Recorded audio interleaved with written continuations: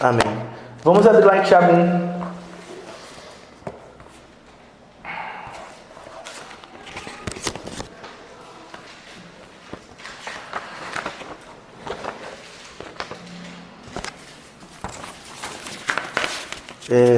Sermão simples, 2 páginas. É mais para ter um norte também. Tiago 1, capítulo 1, versículos 12 a 18.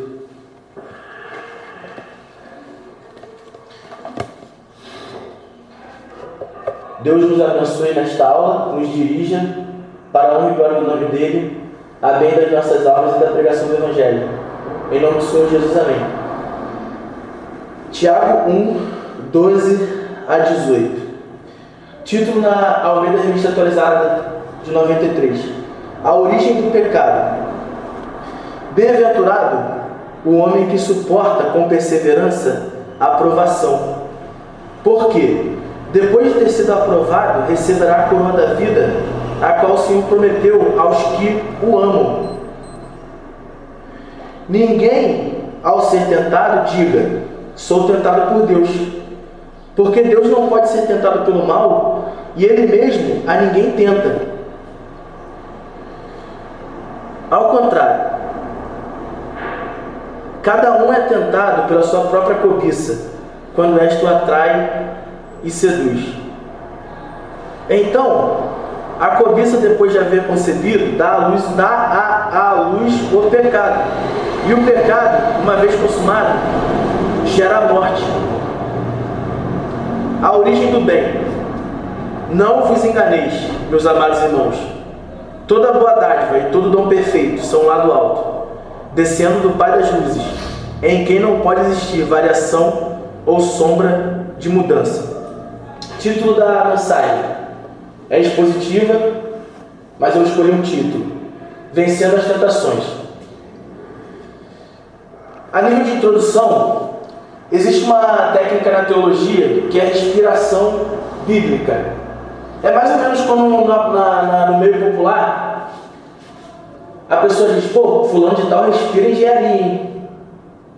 Fulano de tal respira programação, hein? Fulano de tal respira futebol. Essa é mais ou menos uma analogia que nos ensina a entender mais ou menos qual é a respiração de Tiago Opa, fica à vontade. Qual é a respiração de Tiago quando está escrevendo essa epístola? Tiago tem em mente, a princípio, os livros sapienciais. É como Apolo, por exemplo. Apolo, ele convencia com forte convicção própria da verdade muitos judeus de que Jesus era o Cristo. Por quê? Ele conhecia muitas escrituras. Por isso que Lutero acreditava perifericamente que ele era a primeira pessoa indicada de quem escreveu Hebreus. Existem outras suposições, não dá para saber o certo. Mas Apolo, para Lutero, e particularmente para mim também, e isso é periférico, eu acredito que foi Apolo. Porque Apolo, o nome dele significa destruidor. E ele era um apologeta. A apologética vem de 2 palavras gregas, que Apolo é destruição e gética pode significar texto, digamos assim, exegese, extrair do texto. Gética pode ser texto. Então, defender o texto. Apologética, tipo assim, destruir textos hereges, digamos assim. E vamos continuar nosso sermão propriamente dito. A respiração de Tiago é sapiencial, para escrever essa epístola. Vamos avançar um pouco. Tentação aqui neste texto é uma sedução de nossos próprios desejos internos e pecaminosos provenientes da nossa própria natureza pecaminosa. Tentação também pode ser entendido como algo que vem de fora, a fim de despertar esses maus desejos que residem em nós por causa da nossa velha natureza, o nosso velho homem, como a Bíblia diz. Sobre a natureza pecaminosa é um dos sentidos da palavra carne, em algumas traduções da Bíblia. Além de significar corpo físico, pessoa, linhagem, povo, alimento. Mas no sentido da natureza pecadora, que gira em torno do nosso tema, tentações, a nossa carne, ela não se converte. Ao aceitarmos a Cristo como nosso Senhor e Salvador, recebemos uma nova natureza vivificada e santificada pelo Espírito Santo, além de sua própria presença dentro de nós. O Espírito Santo habita em nós, aplicando a salvação conquistada por Cristo na cruz em nosso favor. E só é assim possível o homem vencer o pecado. Primeiro, recebendo o perdão de Cristo, o favor, a graça de Deus, o seu Espírito Santo, a salvação, e vivendo de fé em fé em Jesus Cristo. Nesta nova vida, concedida unicamente pela fé em Jesus Cristo, do contrário, não há como vencer o pecado, nem a tentação em si, pois o homem, por conta própria, não pode se auto-justificar perante Deus. Porque o poder e a graça para vencermos o pecado vem daquilo que Cristo conquistou por nós. Se obtivéssemos o perdão pela obediência da lei, independente de Cristo e sua obra, Cristo não precisaria vir ao mundo para morrer em nosso lugar. Seria em vão, debalde, como diz o apóstolo Paulo em Gálatas 2,21, se eu não me engano. Não anula a graça de Deus, porque se Cristo morreu em vão, se a justiça vem pela lei, Cristo cuida que Cristo morreu em vão. Gálatas 2,21, se eu não me engano, está escrito isso. Então, vemos que se você já é crente, você tem o poder para vencer a tentação. E se você não é crente, precisa se tornar crente em Jesus Cristo para receber a salvação que só Ele tem e pode, e o poder que só Ele tem, o poder de uma vida vitoriosa contra o pecado, o mundo, a carne e o diabo. Desenvolvimento. Extraindo lições do texto bíblico. Aí vem a exposição propriamente dita. Versículos 12, parte A. Bem-aventurado o homem que suporta com perseverança a provação. Há uma bênção, uma bem-aventurança para quem suporta, sofre e persevera fielmente em momentos de tentação e adversidade. Disse certa vez alguém que o apóstolo Paulo tinha tanta fé que ele encarava os problemas como um bom lutador que estava preparado para encarar todo mundo, como Davi na época que venceu Golias. Ele não queria nem saber quem era. Deus está com ele, estamos juntos. Por quê? Porque dessa maneira ele entendia que as adversidades se transformavam em experiência. E essas experiências faziam ele crescer na maturidade cristã. 12b. Tiago 1,12b. Porque depois de ter sido aprovado, receberá a coroa da vida, a qual o Senhor prometeu aos que o amam. Essa recompensa é a aprovação de Deus, uma vida plena, dentro daquilo que Deus quer para a sua vida. E no final de todas as coisas, na eternidade, quando Cristo vier nos buscar, a coroa da justiça, a incorruptível coroa de glória, a coroa da vida. Essa recompensa é uma recompensa incorruptível, justa, baseada na justiça de Cristo, baseada na incorruptibilidade de Cristo, na ressurreição de Cristo e na vida de Cristo, que quem adentrar os portões celestiais, que somos nós, que estamos nesse navio, nesse grande navio destinado aí ao céu, cujo comandante é Cristo e a igreja são os tripulantes, receberá recompensas no céu. Versículo 13. Versículo 13. Ninguém ao ser tentado diga, sou tentado por Deus, porque Deus não pode ser tentado pelo mal e Ele mesmo a ninguém tenta. Não devemos pensar que a tentação vem de Deus. Deus nos prova, mas para nos fazer crescer na fé, no sentido benigno. Mas Satanás nos tenta fazer o mal para nos derrubar, nos levar ao pecado e à desobediência a Deus. Uma analogia disso seria um amigo maligno, um amigo que você tem, amigo falso, digamos assim. Um amigo secular falso. Julga-se que dentro da igreja todos são verdadeiros. Tem o joio no meio da igreja. Mas a gente não pode fazer juízo maligno, de suspeitar mal dos outros, porque a princípio nós confessamos a mesma fé. A menos que haja heresia no meio e a apostasia declarada a Cristo.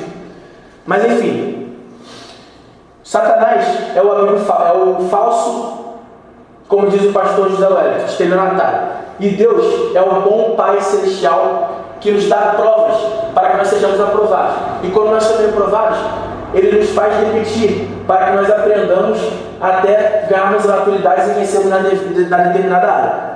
Esta é uma analogia. Partindo para o versículo 14. Ao contrário, cada um é tentado pela sua própria cobiça quando é o atrai e seduz. Este versículo nos mostra que há tentações que vêm de dentro, da própria natureza pecaminosa. Um mau desejo intenso que nos leva a desobedecer a Deus. Esse desejo deve ser combatido com a ajuda do Espírito Santo, através da nossa submissão a Ele. A oração, a leitura da palavra, a palavra de Deus, a comunhão frequente na igreja com os irmãos, em cultuar, jejuar e se devotar a Deus em obediência à sua palavra são chaves que nos ajudam e ensinam a vencer esses maus desejos que se manifestam em nossa carne. O interessante é que em Efésios 6, o apóstolo Paulo diz o seguinte: revestimos de toda a armadura de Deus. Em Romanos, ele diz assim: revestidos do Senhor Jesus Cristo.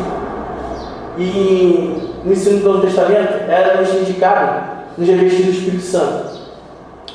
Essa armadura de Deus é uma analogia a recursos que Deus tem para o crente.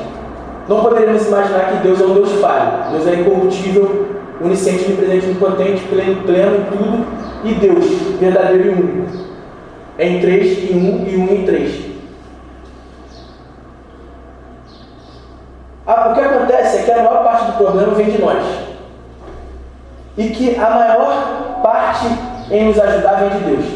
Porque o que Deus requer de nós é a fé. Uma fé que denota merecimentos unicamente nos méritos de Cristo, miserabilidade, pobreza de espírito e quebrantamento e contrição, que significa arrependimento.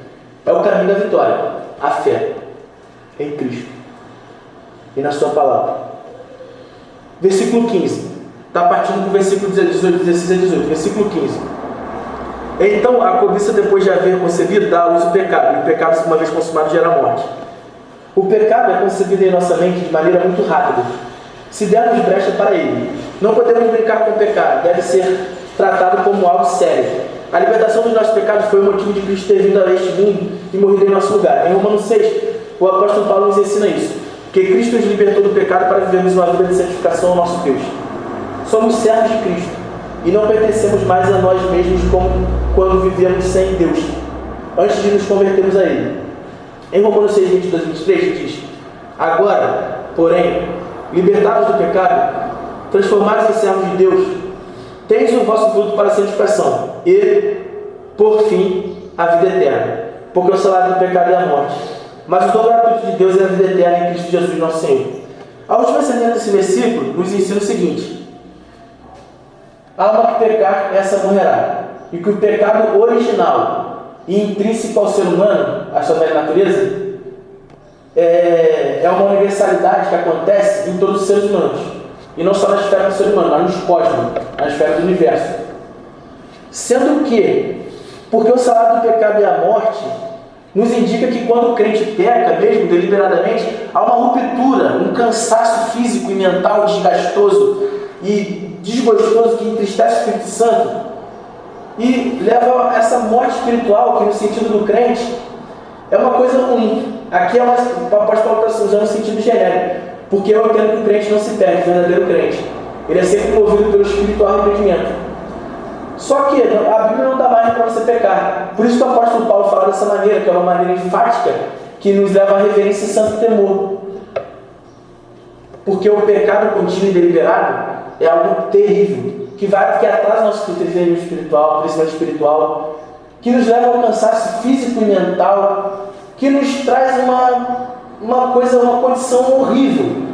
Diz o autor peregrino, João Banner, o seguinte, ele diz assim: o pecado é algo tão terrível que levou o próprio Deus a sofrer naquele madeiro. E o pecado é algo tão terrível que esvazia toda a graça de Deus em nós, todo poder que nós temos de plenitude, digamos assim, em nós. O Espírito Santo se sente reprimido, ele sai do trono por um determinado momento. Mas, como Davi, Salmo 51, um salmo inspirado pelo Espírito Santo, de contrição e arrependimento, é um remédio para a cura contra o pecado. Salmo 51, salmo de Davi depois de ter adulterado com Batseba. Vamos recorrer às Escrituras quando acontecem esses momentos, porque nós somos falhos, nós tropeçamos em muitas coisas. Nada está perdido, toda blasfêmia do pecado será perdoada aos homens, mas a blasfêmia contra o Espírito Santo não será perdoada. E a blasfêmia contra o Espírito Santo é atribuir o poder de Cristo a demônios, o poder de Cristo à feitiçaria e à magia negra, o poder de Cristo a Satanás e a própria rejeição deliberada e confessional contra o Espírito Santo, que impede dele realizar a obra regeneradora e santificadora e justificadora e colocar em nós todas as bênçãos da plenitude do Espírito em nós, da salvação, enfim. Concluindo, conclusão, versículo 16 a 18. A origem do bem. Não vos enganeis, meus amados irmãos. Toda boa dádiva e todo bom perfeito são lá do alto, descendo do Pai das luzes, em quem não pode existir variação ou sombra de mudança. Por fim, meus irmãos, não podemos nos enganar, viver uma vida de engano e hipocrisia na casa do Senhor.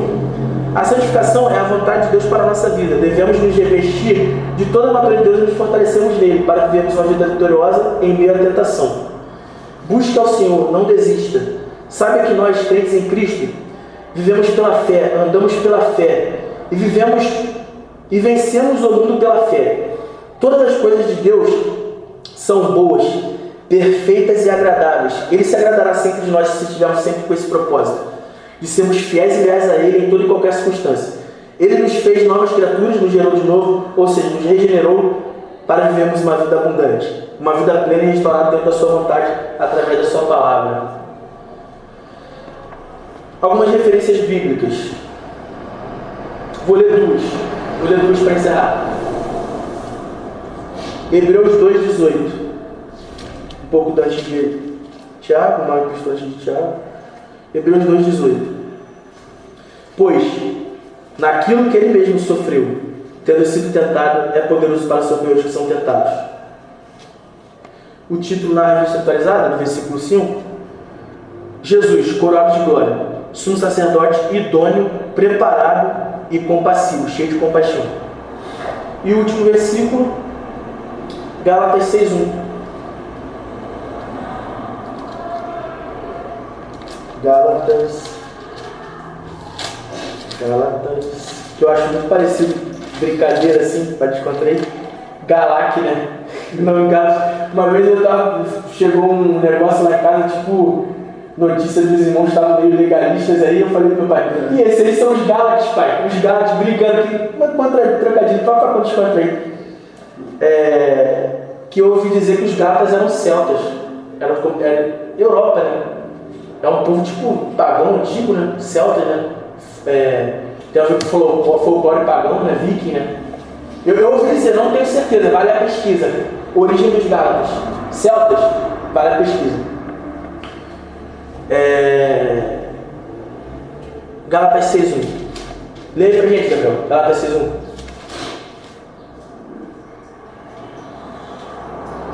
Irmãos, se algum homem chegar a ser surpreendido a alguma ofensa, vós que sois espirituais, encaminhai tal com espírito de mansidão, olhando por meio, para que não seja também tentado. Amém. Eu ouvi certa vez um pregador, e assim eu encerro meu sermão, para a honra e glória de Deus e a bem das nossas almas e da edificação da igreja. Eu encerro meu sermão dizendo uma palavra de um pastor certa vez, que aqui o apóstolo Paulo, ele usa esse texto de maneira irônica. Ele diz da seguinte maneira.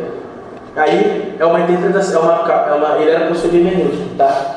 Ele entende interpretação, que é uma técnica da teologia. Irmãos, se alguém for surpreendido em alguma falta, vós que sois espirituais, corrigiu com espírito de brandura e guarda-te para que não seja também tentado. Amém. Toda a honra e toda a glória a Deus. 5 solas protestantes.